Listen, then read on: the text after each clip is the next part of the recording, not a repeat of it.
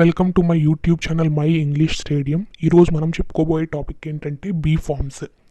యాక్చువల్గా ఈ be forms ఏంటంటే సెట్ ఆఫ్ వర్బ్స్ అనమాట. ప్రస్తుతం, గతం, అలాగే భవిష్యత్తు, ఈ మూడు కాలాల్లోనూ మనం ఉపయోగించే సెట్ ఆఫ్ వర్బ్సే ఈ బీ ఫార్మ్స్. ఓకే, ప్రెజెంట్ అంటే ప్రస్తుతం, వర్తమానంలో మనం ఉపయోగించే వర్బ్స్ ఏంటంటే ఈజ్, యామ్, ఆర్. పాస్ట్ అంటే గతంలో మనం ఉపయోగించే వర్బ్స్ ఏంటంటే వజ్, వర్. ఫ్యూచర్ అంటే భవిష్యత్తులో మనం ఉపయోగించే వర్బ్స్ ఏంటంటే will be, shall be. Be forms అంటే ఏంటి, ఎన్ని రకాలైన బీ ఫార్మ్స్ ఉంటాయి మనం తెలుసుకున్నాం కదా. Okay, first present be forms అంటే వర్తమానంలో ప్రస్తుతం ఉపయోగించే బీ ఫార్మ్స్ ఏంటో తెలుసుకుందాం. Am, are, is. ఐ అనే సబ్జెక్ట్ వచ్చినప్పుడు యామ్ యూస్ చేస్తాం. We, you, they. సబ్జెక్ట్గా వచ్చినప్పుడు ఆర్ యూస్ చేస్తాం. ఈజ్ని హీ, షీ, ఇట్ సబ్జెక్ట్గా వచ్చినప్పుడు వాడతాం. అర్థం కాలేదు కదా, ఎగ్జాంపుల్స్ చూస్తే అర్థమైపోతుంది. Okay, examples. I am eating. ఇందాక చెప్పాను కదా, యామ్ని ఎప్పుడు యూస్ చేయాలి, ఐ వచ్చినప్పుడు. ఐ సబ్జెక్ట్గా వచ్చినప్పుడు యామ్ని యూస్ చేయాలి. ఐ యామ్ ఈటింగ్, నేను తింటున్నాను. ఇక్కడ యామ్ అనేది లేకపోతే ఈ సెంటెన్స్కి అర్థం ఉండదు. ఐ ఈటింగ్ అని వస్తుంది. యామ్ అనే వర్బ్ ఈ సెంటెన్స్కి మీనింగ్ని ఇస్తుంది, అర్థాన్ని ఇస్తుంది. ఒక అర్థవంతమైన వాక్యం తయారవ్వడానికి ఈ బీ ఫార్మ్స్ ఉపయోగపడుతున్నాయి అన్నమాట. ఇందాక ఏం చెప్పాను, ఈజ్ అనేది హీ, షీ, ఇట్ సబ్జెక్ట్గా వచ్చినప్పుడు వాడాలి అని చెప్పాను కదా. హీ ఈజ్ వాకింగ్, అతను నడుస్తున్నాడు. షీ ఈజ్ సింగింగ్, ఆమె పాడుతుంది. ఇట్ ఈజ్ రన్నింగ్, అది పరిగెడుతుంది. ఇక్కడ ఈజ్ అనేది లేకపోతే, ఈజ్ అనే వర్బ్ లేకపోతే వీటికి మీనింగ్ ఉండదు. అర్థవంతమైన వాక్యం తయారవ్వాలంటే ఈ బీ ఫార్మ్స్ చాలా ఇంపార్టెంట్ అనమాట. ఇందాక చెప్పినట్టుగా వి, దే, యూ సబ్జెక్ట్గా వచ్చినప్పుడు ఆర్ అనే బీ ఫార్మ్ని యూజ్ చేయాలి. వీఆర్ ఈటింగ్, మేము తింటున్నాము. దే ఆర్ కుకింగ్, వారు వండుతున్నారు.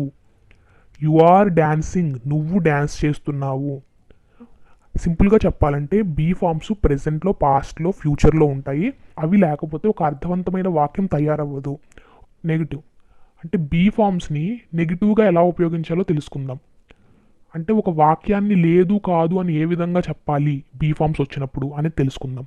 అలా చెప్పాలంటే ఫస్ట్ బీ ఫార్మ్ మనం యూస్ చేసే యామో, ఈజ్, ఆర్ ఇక్కడ పెట్టి దాని తర్వాత నాట్ అనే పదాన్ని యూస్ చేస్తే సరిపోతుంది. ఎగ్జాంపుల్స్ చూద్దాం. ఐ ఆమ్ నాట్ ఈటింగ్, నేను తినడం లేదు.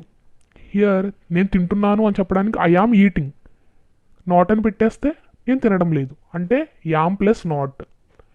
షీ ఈజ్ నాట్ సింగింగ్, ఆమె పాడడం లేదు. ఆమె పాడుతుందని చెప్పడానికి షీ ఈజ్ సింగింగ్ అంటే ఇక్కడ నెగిటివ్గా చెప్పాలంటే is plus not. They are not cooking, వాళ్ళు వండటం లేదు. వాళ్ళు వండుతున్నారని చెప్పడానికి దే ఆర్ కుకింగ్ అంటే నెగిటివ్గా చెప్పడం కోసం are plus not, is plus not, am plus not అంటే be form plus not use చేయాలన్నమాట. అయితే ఈ బీ ఫార్మ్స్ యూస్ చేసి క్వశ్చన్ అడగాలంటే ఈ ట్రిక్ మనం ఫాలో అవ్వాలి.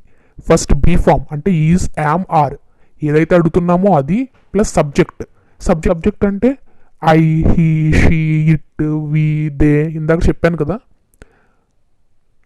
వాటిని సబ్జెక్ట్ అంటారు. నెక్స్ట్ క్వశ్చన్లో రిమైనింగ్ పార్ట్ యాడ్ చేసేయడమే. Let's see. నేను తింటున్నా అని చెప్పడానికి ఐ ఆమ్ ఈటింగ్, నేను తింటున్నానా అని అడగడానికి am I eating. Am be form, I subject, remaining part eating. Okay, next is he singing, అతను పాడుతున్నాడా. Is be form, he subject, remaining part of the question singing. Is she singing, ఆమె పాడుతుందా. Is it singing, అది పాడుతుందా. Are we running, మేము పరిగెడుతున్నామా. Are the running, వారు పరిగెడుతున్నారా. Are you running, మీరు పరిగెడుతున్నారా. Be form, subject, remaining part of the question. Okay, ఈరోజు క్లాస్లో what are be forms, what are present be forms and how to ask questions using be forms నేర్చుకున్నాం కదా. So ఈ video మీకు నచ్చినట్టయితే like చేయండి, షేర్ చేయండి, సబ్స్క్రైబ్ చేయండి. Thank you.